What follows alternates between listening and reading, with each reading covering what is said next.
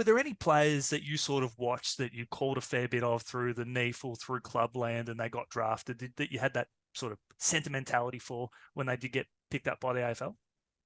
Oh, absolutely. And you're right. I don't know exactly why that's the case, but when you see a kid coming through and like you said, there's so much pride that I have that, Yeah. either commentated or watched them play in the NEAFL and see them, go on to bigger and better things. And there are so many players.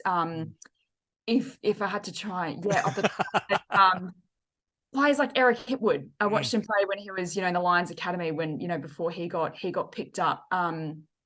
And also the other thing with the NEAFL is that when that competition started was around the same time that all the Northern Academies started.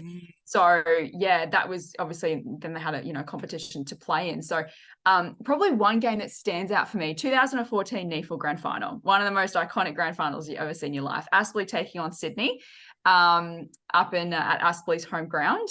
Aspley won with a kick after the siren. It was ridiculous. It was awesome. In that Sydney Swans team, they had, I think, 16 AFL listed players, which was the limit. A future Brownlow medalist called Tom Mitchell was running around and won the best on ground medal. Sydney's top-ups, a couple of kids called Isaac Heaney and Callum Mills were playing as top-ups. Wow. So, and before they got drafted. So Isaac Heaney went that year and Callum Mills was only 16. So I think he was picked up the next year off memory. So they're running around as top-ups wearing jumper number 56 or whatever it was.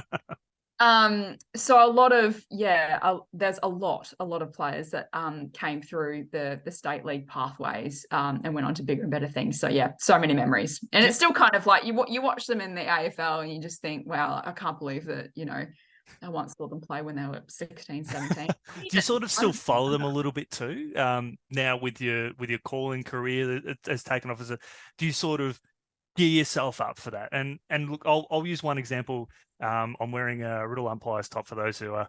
That was where I sort of grew up in Central Victoria. One of the first grand finals I umpired was Zach Guthrie, who played with Sunbury Lions under 12s. He was best on ground, in my opinion, in the losing team. I couldn't give it to him because his team got comprehensively beaten. First AFL game that I called, it was his 50th game. And for me, personally, because I'd followed his career once he got drafted, because I umpired him that one game, I was more excited about calling his 50th game than I was making my AFL debut.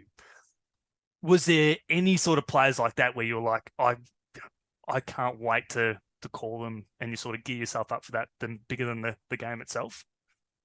Oh, definitely. Yeah, I think so.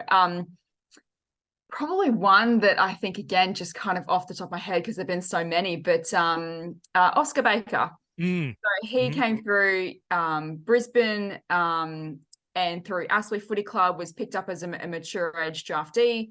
And I didn't call him when he played for Melbourne, but this year when he crossed to the Western Bulldogs, and again, I don't know, it was round 3 or 4. It was just a random round.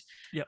It wasn't his milestone of any kind, but it was the first time that I got to commentate Oscar Baker playing in the AFL. Oh. And so just knowing that, again, comes from my local club. He was coached by my brother and played in the NEAFL and all those sorts of things. And I know a bit about his backstory and how hard he had to work to get his opportunity.